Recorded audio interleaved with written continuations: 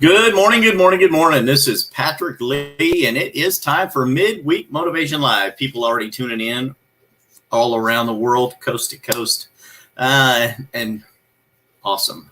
Love that. Around the world, maybe, coast to coast, pretty much, north coast to south coast. I love that. It's good to see everybody this week. Hope y'all having a wonderful week. People are already tuning in. Love that. The show today, I want to talk to you about winning. The motto of the show, right? Motivating you to success in every area of life. This week, I want to talk to you a little bit about winning. What does it mean to win? What does it mean to win to you? And get into that. And we're going to talk to you a little bit about what do you do when you don't win. Coming to you from the home office today, enjoying the morning here. We've got the sprinklers going on the beautiful grass outside. It's a wonderful day here in Amarillo, Texas, and have a lot of appointments this morning, a lot of phone calls that I'm taking care of from here at the home office this morning before I jump out into a bunch of other appointments. So broadcasting from here today, and I just want to get this out to you, man. Win or learn is the topic today. Patrick, you always come up with these topics. Where do they come from? My brain, I just can't help it. They're always popping into my head. Win or learn is the topic of the day. And what does that mean? Win or learn? I always try to win, but can you always win? Define winning to yourself. We've talked to this a little bit in the past about success, defining success. What does that mean to you? What is it that you do in life? What are the races that you're running? What are the competitions that they're in? What is the business that you are trying to win? The business you're trying to grow or achieve. I compete in the job that I have. I sell real estate. And I compete for listings. I compete for buyers against other team members of my own team sometimes, and against other real estate companies, real estate brokerages for sure. And I go on a lot of appointments, listing appointments to go look at homes when people have called interested in having us list their house. And every one of those competitions is basically, or every one of those listing appointments is a competition. And some people say, well, that's not really true. Is it? Every time you go on a listing appointment, are you competing?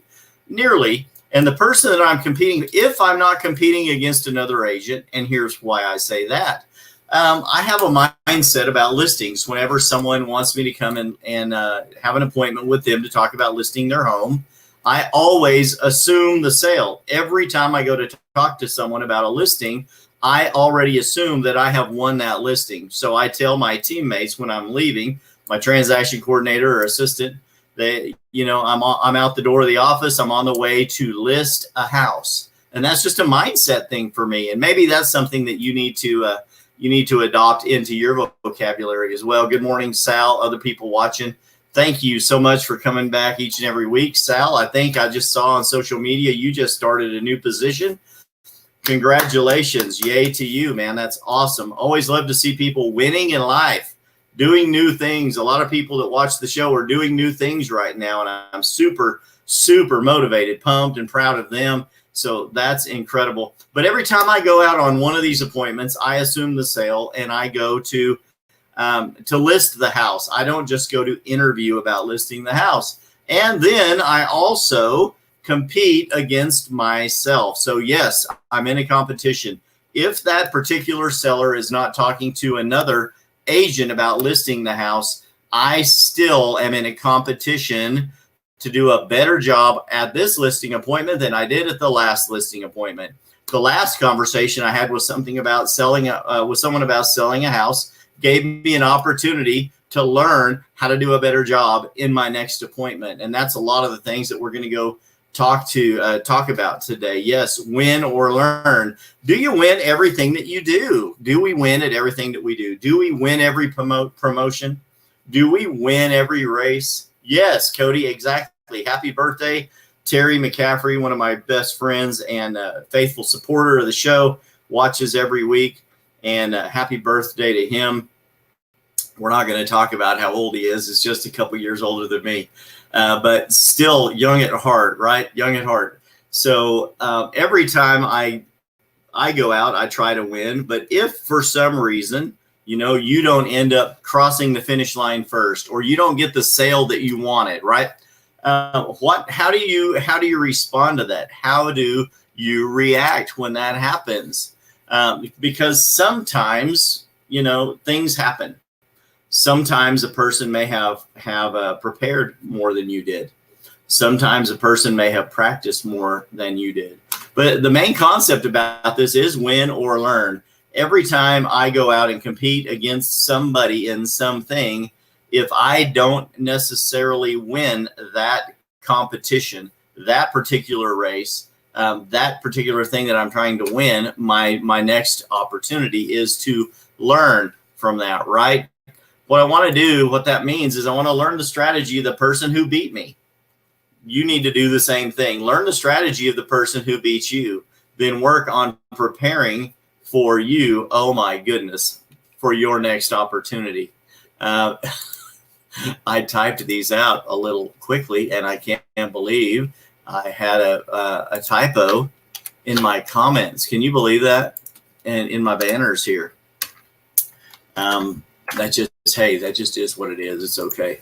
Learn the strategy of the person who beats you, then work on preparing for your next opportunity. Nothing that you learn from is a mistake. It's an opportunity to get better, smarter, more strategic than you were before. If you, Cody, if you have try a new pizza, and the new pizza that you happen to make doesn't necessarily come out of the oven very good, you may try a new recipe on a crust. You may try a new combination of ingredients, and that came out of the oven, and you said, "Wow, that didn't work very well." Right?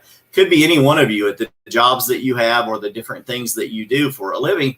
Nothing that you learn from is a mistake. If something doesn't happen to work out the way that you intended, it's an opportunity for you to get better, get smarter, more strategic than you were before. If someone beats you in a race, what happens when someone is running a race? Well, the Olympics is fixing to happen, right? And here in the next couple of weeks, right? And how often do the Olympics happen? The General Olympics right now is 4 years. I think the Winter Olympics is every 2 years, but the main Olympics is every 4 years. If you don't win on the world stage, you have 4 years to prepare to come back for the next Olympics, right? Every time you run a race, if you lose, what's the best thing you can do? Learn the strategy of the person who won. Hire their trainer. Find out what their diet is. If you're a racer, if you're a swimmer, if you're a runner, if you're in track and field, whatever it is that you do that you compete in, you may be a competitive trap shooter and you love to go out and shoot the clay pigeons. I was playing golf this last weekend in a tournament for some great friends of mine. And it's a mission trip. They go to Belize every year, and they install heating and air conditioning units in schools and medical areas and dental offices, and help these people out with air conditioning. Then they put together a dental hygiene station, and they take care of the teeth of all of these natives that live there, the native people in Belize. And I was playing golf out there, and the golf course I was playing at is very near our local trap shooting range, which is one of the biggest ones in the state. And they were having a huge competition that day. So everyone was shooting these shotguns, shooting at clay pigeons. It was incredible. And we're in the state of Texas, and some of my friends were like, "I'm ready to turn around and start firing back. It sounds like they're shooting at me." God bless Texas. That's just the way we make jokes out here. It's pretty funny. But we're right next to the skeet shooting, the trap shooting range, right? So I actually won a competition that day. I'm proud of that. It was mainly by accident, but a little bit by preparation. I ended up winning closest to the pin competition on one hole, and on my drive, I ended up about 7 feet away from the hole on my first drive, and that was great. I won a new golf hat. I won a golf glove. I won a dozen Titleist balls and all of these prizes for winning that particular thing. But, if you're a skeet shooter, a trap shooter, you like shooting the clay pigeons. You like driving fast cars. If you lose a race, you need to learn how the other person beat you. Find out what their strategy was. Did they just prepare more than you? We're going to get into this next part here. Did they prepare more than you? Did they practice more than you? Here's how to win. Have patience, number one. Learn, prepare, practice, repeat. That's really it. Learn, prepare, practice, and then repeat. Perfect practice produces perfect results, right? Everyone likes to say practice makes perfect, but practice does not make perfect. Perfect practice makes perfect. If you're striving to be the best at something, then you need to practice being the best at something. But realize that not everything will come to you immediately. If you don't win this time, go back, have patience, learn how the other person prepared better than you did, what their strategy was, what their diet was, what their preparation techniques are, who their trainer is. Learn how to incorporate those things into your training, into your lifestyle, into your practice. And then when you do that, repeat that over and over and over again. When I took my license test exam years ago to get my real estate license, there's a crash course. When you take your insurance licensing boards, or if you want to become a beautician, the best way to learn how to do what it is that you're going to do is repeat perfect practice, right? I took a crash course. I took all of my courses, and then I took a 7th crash course in testing for real estate. And you take a practice test, right? A practice exam. And many of you have done that in school. You've done that in college and university, whether you're going for your bachelor's or your master's degree in your field of study. And you practice, practice, practice. You repeat perfect practice. Winning will come to you when you are ready, when you have done the work, when you've put in the time, when you've done the learning. Winning will come to you when you are ready. Here's another tip about this. Have gratitude for past wins. If you want to learn how to be a better winner, be very grateful for the things that you have won in the past. If you are ungrateful when you win, it makes it very hard for God or the universe to turn around and bless you with another win. You can work hard. You can practice, practice, practice. But if you have a bad attitude and you are not thankful for the things that you have done, the things in life that have helped you get to where you are today, it's going to make it very hard for you to be a good winner in the future.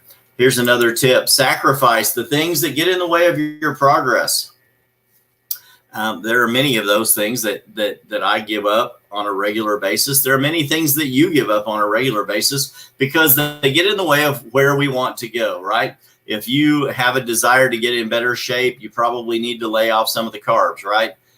If you have a desire to get in better condition, and you want to have that summer beach body, you can't do that eating donuts all day, right? You're going to have to change some of the things that you eat. You may have to change hanging out with some of the people that slow you down from your goals, okay? Sacrifice the things that get in the way of your progress if you want to be a winner. And that is part of the learning portion of being a winner, right? I sure hope that this is making sense to you guys. This is the reason I'm here every week. I want you to win. I like to think that I win a lot in life. I'm not perfect by any means, but a lot of things in my life are very good. I have a lot of great relationships. I drink a coffee from one of my favorite cups. This one says, "Dad, you're terrific." I hope it's hereditary. And my kids got me this years ago because you know what? They think I'm a winner in their life. And that really trips my trigger. That turns me on. That's awesome. My kids love me. I get to drink coffee out of these cups that make memories for me. I've got a couple of them in there that I drink from pretty regularly. One of them is just a big multicolored cup, and it just says thanks on it. You know what? 30 years ago, when I was a bakery technician, I used to travel around and train people on how to use new products that I sold into their bakery and deli systems at the supermarkets that they owned and operated. And I used to go to Las Cruces, New Mexico, and there was a lady that worked there named Robin in this particular bakery. And I came into work one day. It was the last day I think I was going to be there. I'd been there for 3 or 4 days, training their crew and working in the bakery, elbow to elbow, helping them learn how to best produce the products that we had sold to them that they could sell in their bakery. And she had this coffee cup for me and had some candy in it and a little card that said, "Thank you for coming to help us become better at what we do." And I still have that cup and I still have the memory. And those things are wins in my life. I'm super, super grateful for those past wins. But I also realized that for me to become a better winner in life, I had to sacrifice things that got in the way of my progress. There are relationships that have had to end. There are different lifestyle choices that I used to make that I can no longer make. There are things that I used to say with negative thinking and negative processes that used to come out of my mouth that would defeat me before I ever entered a competition. And I had to sacrifice those things. I had to get them out of my vocabulary. The word losing, I'll never call myself a loser. I know a lot of people that say that all the time. I'm sorry, I'm just a freaking loser. You're not a loser, and you need to take that word out of your vocabulary. I never lose. I learned. Change it. Challenge yourself to do one more. What does that mean? One more rep. One more lap around the track. Read one more book. If you're doing exercises and you do reps of 12, every time you're doing your next set of 12, do 13. If you're doing push-ups and you're doing sets of 15, do 16. Before you stop, when you're doing your burpees, do one extra. Read one more chapter of a book before you go to bed at night. Go to one more event than you have on your calendar right now. Add another one to your calendar. Go to another event. Always challenge yourself to do one more than whatever it is while you're practicing. Finally, I also want you to remember this.